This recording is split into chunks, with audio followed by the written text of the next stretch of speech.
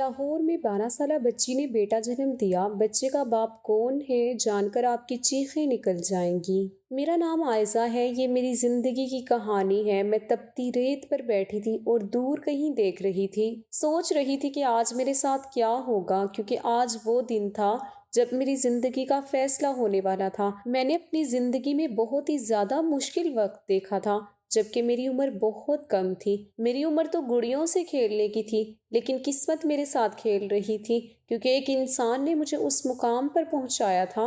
میں نے اپنے پیٹ پر ہاتھ رکھا اور تھوڑی دیر کے بعد میری اماں وہاں پر آ گئی۔ اس نے کہا کہ آ جاؤ۔ میں نے کہا کہ امی، آج کے بعد میری زندگی بدل جائے گی۔ میری ماں نے کہا کہ ہاں، زندگی تو بدل جائے گی۔ میں نے کہا کہ کیا سب کچھ ٹھیک ہو جائے گا؟ تو ماں نے کہا کہ نہیں، کچھ ٹھیک نہیں ہوگا، بلکہ شاید اور خراب ہو جائے گا۔ میں نے رونا شروع کر دیا۔ ماں نے کہا کہ ایک عورت ہونا ہی ایک سزا ہے، اور جب عورت پیدا ہو جاتی ہے تبھی سے اس کے ساتھ مسئلے مسائل بننا شروع کر دیے جاتے ہیں۔ کوئی اس کی پیدائش سے خوش نہیں ہوتا ہے، اور اس کے بعد اس سے ایسی امیدیں لگائی جاتی ہیں جن پر اگر وہ پوری نہ اترے تو اس کے لیے جینا حرام کر دیتے ہیں۔ سارے جہاں کی امیدیں اور معیار اس کے سامنے رکھ دیے جاتے ہیں، عزتوں کی پگڑیاں اس کے کندھوں پر رکھ دی جاتی ہیں، جس کی حفاظت بھی اس نے کرنی ہوتی ہے۔ نسل کو آگے بڑھانے کی ذمہ داری بھی اس پر ہوتی ہے، اس کی تربیت کی بھی۔ اب میں کیا کچھ کہوں، تجھے ڈرانا نہیں چاہتی، پر تو بھی تو وقت سے پہلے بڑی ہو گئی ہے، کیا کر سکتی ہوں میں؟ میری ماں نے کہا کچھ خراب ہو یا ٹھیک، تیری ماں ہمیشہ تیرے ساتھ کھڑی رہے گی۔ میں اپنی ماں کے گلے لگ گئی اور وہ مجھے وہاں سے لے گئی جہاں وہ مجھے لے کر جا رہی تھی۔ وہاں میں جانا نہیں چاہتی تھی، کیونکہ وہاں، یہ آج سے 13 مہینے پہلے کی بات ہے، ہم لوگ ایک بہت ہی گنجان آباد علاقے میں رہتے تھے۔ یہاں پر گنتی کے ہی چند گھر تھے، اور ایک چھوٹی سی دکان میں ایک نرس بیٹھتی تھی جو لوگوں کا علاج کرتی تھی، اور اس کے علاوہ کچھ بھی نہیں تھا۔ کپڑے جوتے لینے کے لیے بہت دور جانا پڑتا تھا، ریگستان کو پار کرنا پڑتا تھا۔ ہمارا علاقہ بہت ہی چھوٹا سا تھا، کچھ لوگوں کو تو اس علاقے کے بارے میں پتہ بھی نہیں تھا کہ یہاں پر انسان رہتے ہیں یا نہیں۔ ہمارا ایک ہی گھر تھا، اور وہ گھر اتنا بڑا نہیں تھا، لیکن اس میں پورے 15 لوگ رہتے تھے۔ میں، میرے ماں باپ، میرا ایک چھوٹا بھائی، میرے چاچو اور ایک میرے بابا کے کزن بھی رہتے تھے جو ان کے چاچو کے بیٹے تھے۔ ہم ان کو چاچو ہی کہتے تھے۔ میرے دادا دادی بھی زندہ تھے، اور میرے بابا کے چاچا بھی وہیں پر رہتے تھے۔ ہمارے خاندان میں لڑکی کی پیدائش کو اچھا نہیں سمجھا جاتا تھا، کہتے تھے کہ لڑکی کیوں پیدا ہوئی۔ جب میری ماں کی شادی ہوئی تو ان کی پہلی اولاد میں تھی۔ سب کا کہنا تھا کہ پہلے بیٹا پیدا ہونا چاہیے تھا، لیکن پہلے میں پیدا ہو گئی اور میرا بھائی بعد میں آیا۔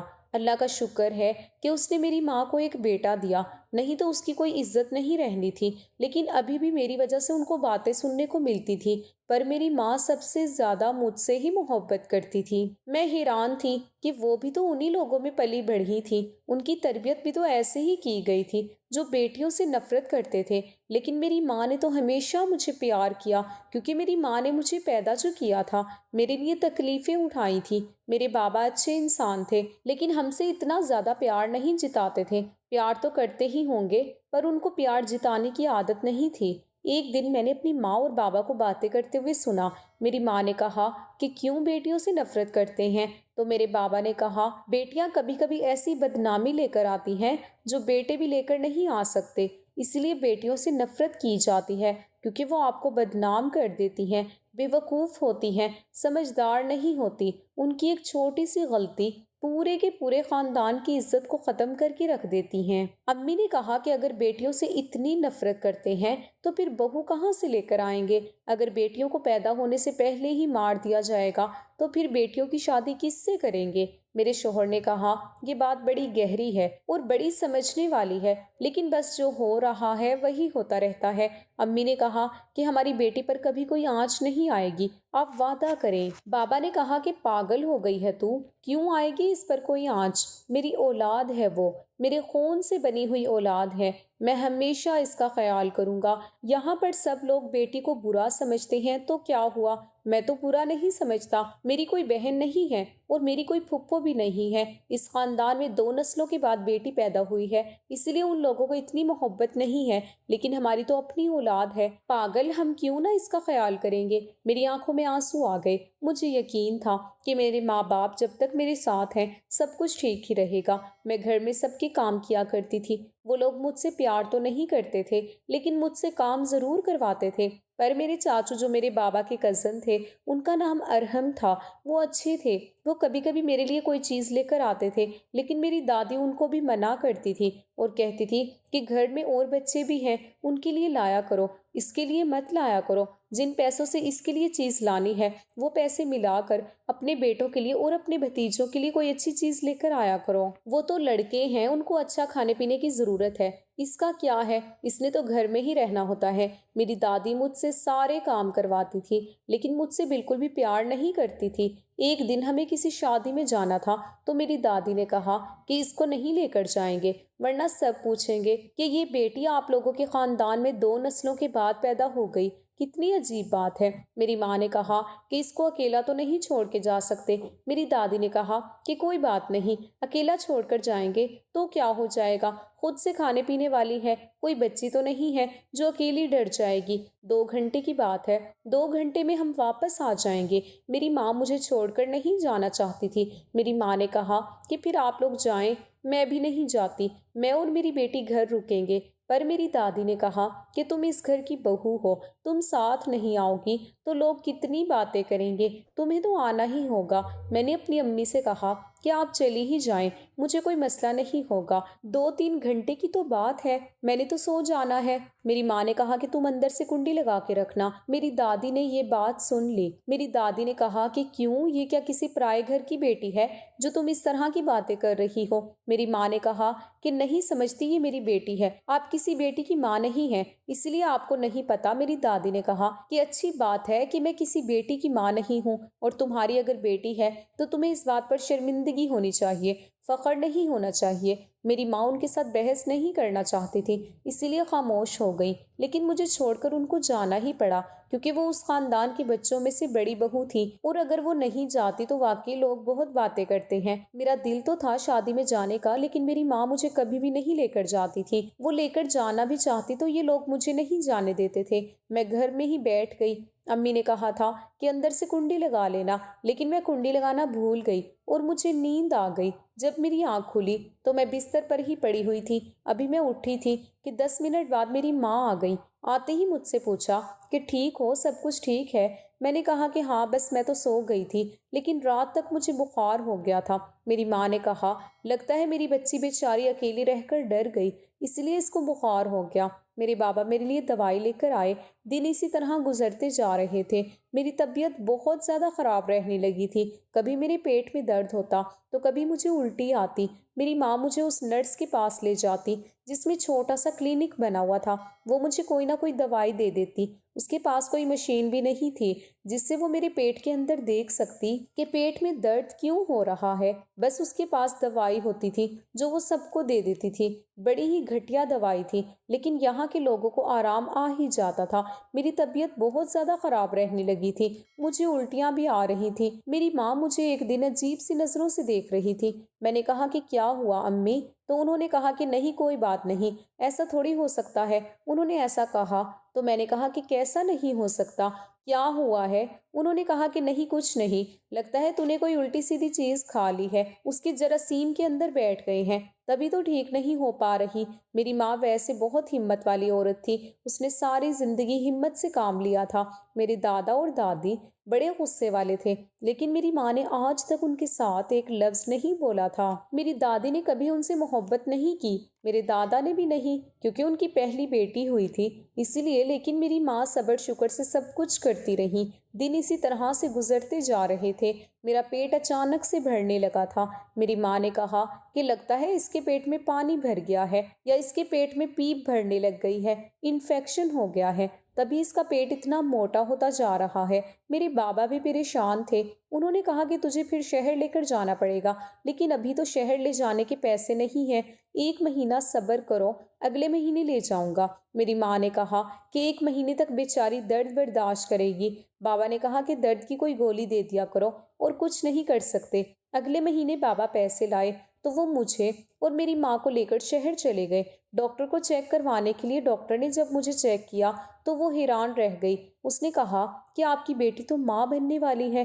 یہ سن کر میں بھی حیران رہ گئی اور میرے ماں باپ نے کہا کہ نہیں، آپ کو کوئی غلط فہمی ہوئی ہے، اس کی عمر تو بہت کم ہے۔ انہوں نے کہا کہ ہمیں کوئی غلط فہمی نہیں ہوئی، یہ دیکھیں، ہم نے مشین سے دیکھا ہے، آپ کی بیٹی ماں بننے والی ہے، بلکہ 2 جڑواں بچوں کی ماں بننے والی ہے۔ اور اب تو کافی وقت بھی گزر گیا ہے، کیونکہ میری طبیعت کو خراب ہوئے 4-5 مہینے گزر گئے تھے۔ ڈاکٹر نے کہا کہ اب کچھ نہیں ہو سکتا، اس کو بچے پیدا کرنے ہی پڑیں گے۔ میرے ماں باپ کے لیے اور خود میرے لیے بھی یہ خبر بہت بڑی اور عجیب تھی۔ میرے بابا نے وہیں پر میری ماں سے جھگڑا کرنا شروع کر دیا۔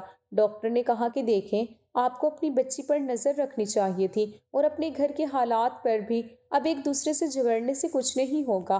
اگر آپ لوگ کچھ اور سوچ رہے ہیں تو دماغ سے نکال دیں، نہیں تو اس طرح آپ کی بیٹی کی جان کو خطرہ ہوگا۔ آپ کی بیٹی کو خون کی بہت کمی ہے اور اس کی عمر بھی بہت کم ہے۔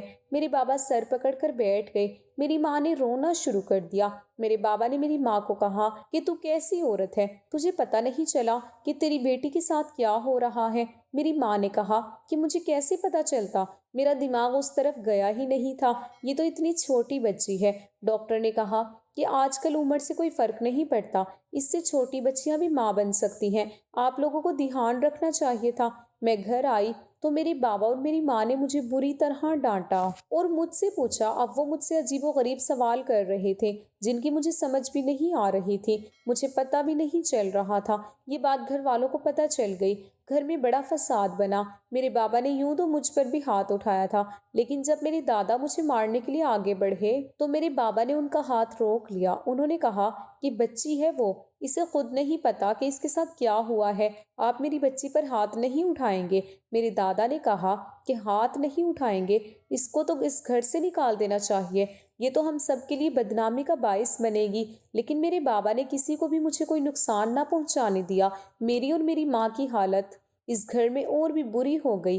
میری ماں کو دن رات باتیں سنائی جاتی، میری ماں روتی رہتی، مجھ سے بھی پوچھتی کہ میں نے کیا ہے۔ میں نے ان کو سب کچھ بتایا کہ مجھے کچھ نہیں پتا تھا۔ میری ماں نے مجھ پر ہاتھ بھی اٹھایا کیونکہ ان کو اتنی باتیں سنا دی جاتی تھی کہ وہ پریشان ہو جاتی تھی، لیکن بعد میں میری مدد بھی کرتی تھی۔ مجھے درد ہوتا تھا تو مجھے دوائی بھی دیتی تھی، میری مالش کرتی تھی، میرا سر دباتی تھی۔ میرے بابا کہتے تھے کہ ابھی تو یہ بات گاؤں والوں کو پتہ چلے گی تو نہ جانے کیا ہوگا، کیا کریں گے ہم۔ کچھ مہینے اور گزر گئے، ہم دوبارہ ڈاکٹر کے پاس گئے۔ میرے بابا نے ڈاکٹر سے پوچھا کہ کیا ایسا نہیں ہو سکتا کہ کسی طرح سے یہ پتہ چل جائے کہ ان بچوں کا باپ کون ہے۔ ہم دوبارہ ڈاکٹر کے پاس لے گئے۔ میرے بابا نے ڈاکٹر سے پوچھا کہ کیا ایسا نہیں ہو سکتا کہ کسی طرح سے یہ پتہ چل جائے کہ ان بچوں کا باپ کون ہے؟ تو ڈاکٹر نے کہا بالکل ایسا ہو سکتا ہے، آپ کو اپنے آس پاس کے لوگوں کا ایک ٹیسٹ کروانا ہوگا جس کے ساتھ ہی یہ پتہ چل جائے گا کہ اس کا باپ کون ہے، لیکن یہ تبھی پتہ چلے گا جب بچے اس دنیا میں آ جائیں گے۔ میرے بابا نے کہا کہ ہم وہ ٹیسٹ ضرور کروائیں گے، ہم لوگ غریب ہیں لیکن اتنے بھی بے وقوف نہیں ہیں کہ ہمیں پتہ ہو کہ ہمارے گھر میں کس نے نقب لگایا ہے، کس نے ہمارے ساتھ یہ ظلم کیا ہے، ہم اس کو جان سے مار ڈالیں گے۔ بس اب انتظار تھا کہ کب وہ دن آئے گا، لیکن اس دن بھی تو میری زندگی میں کچھ اچھا ہونے والا نہیں تھا۔ میں تو ابھی خود بچی تھی اور 2 بچوں کی ماں بننے والی تھی۔ میری ماں بھی پورا دن اداس رہتی، پریشان رہتی، رو رو کر اس نے اپنا حال برا کر لیا تھا۔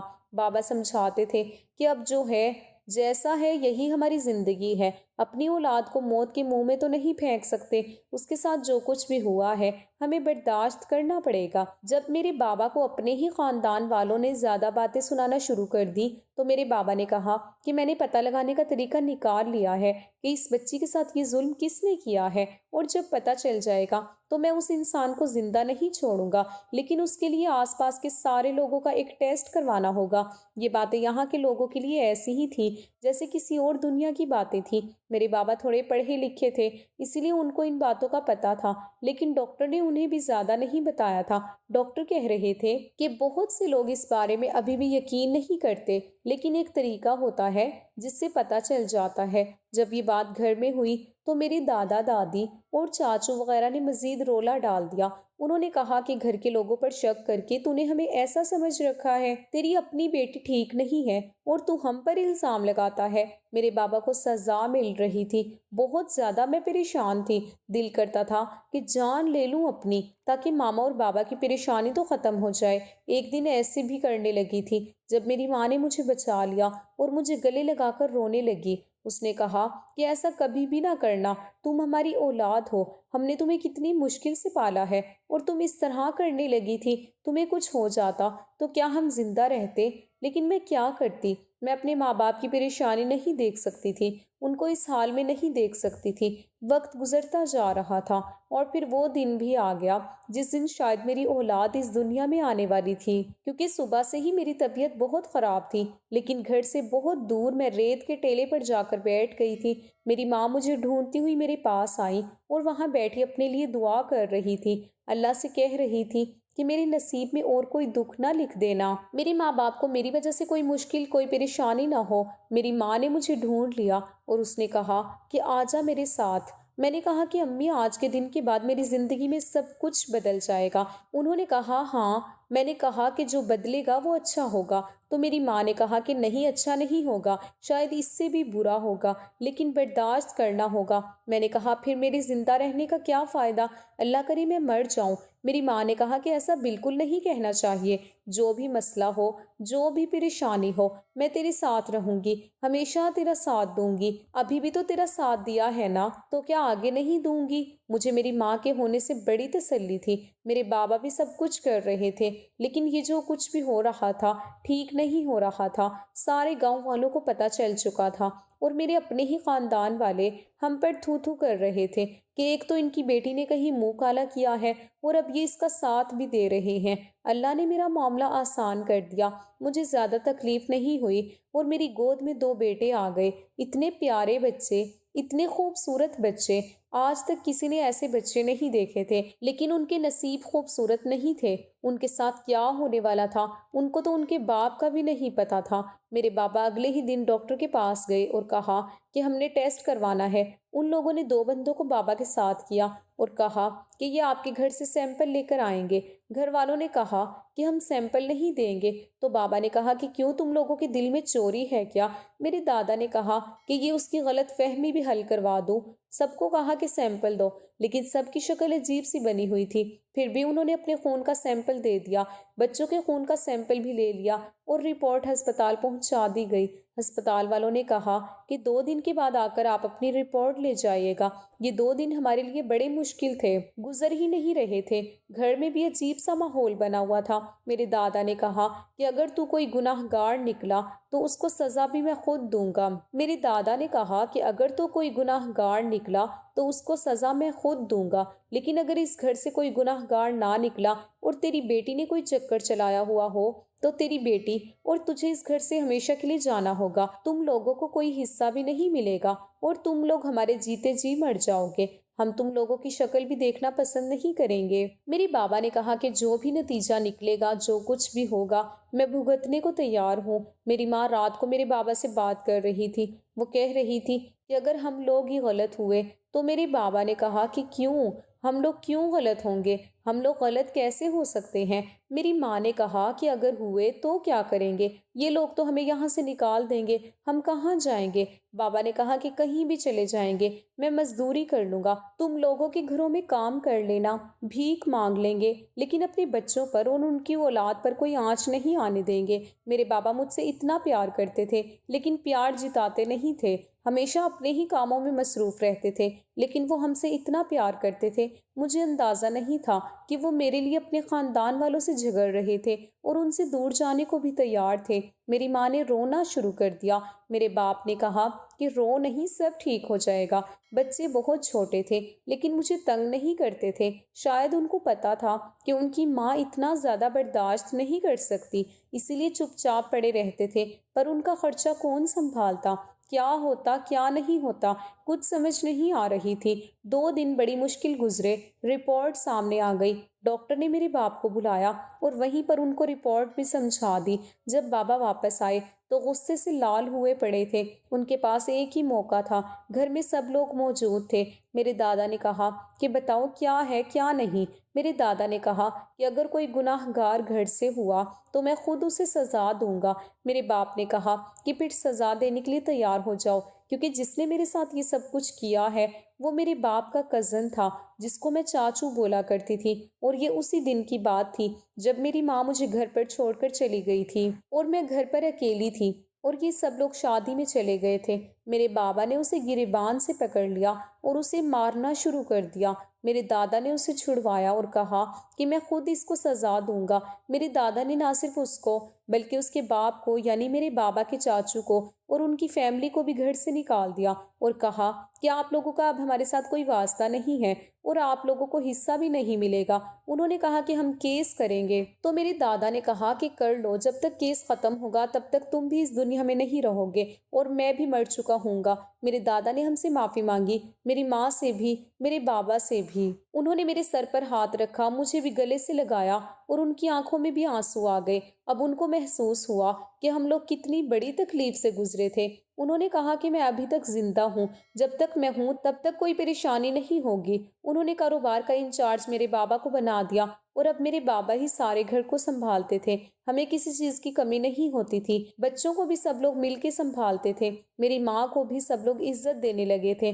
انہوں نے کہا کہ تم لوگ واقعی بہت اچھے ہو، اپنی اولاد کے لیے تم لوگوں نے کیا کچھ نہیں کیا۔ یہ اچھے ماں باپ ہونے کی نشانی ہوتی ہے، اور اچھے ماں باپ ہونا کوئی گناہ نہیں ہے، اسی لیے ہم لوگ بھی تم لوگوں کا ساتھ دیں گے۔ میرے دونوں بچوں کے نام رکھ دیے گئے، ایک کا نام شمس رکھا گیا تھا اور ایک کا نام کلب۔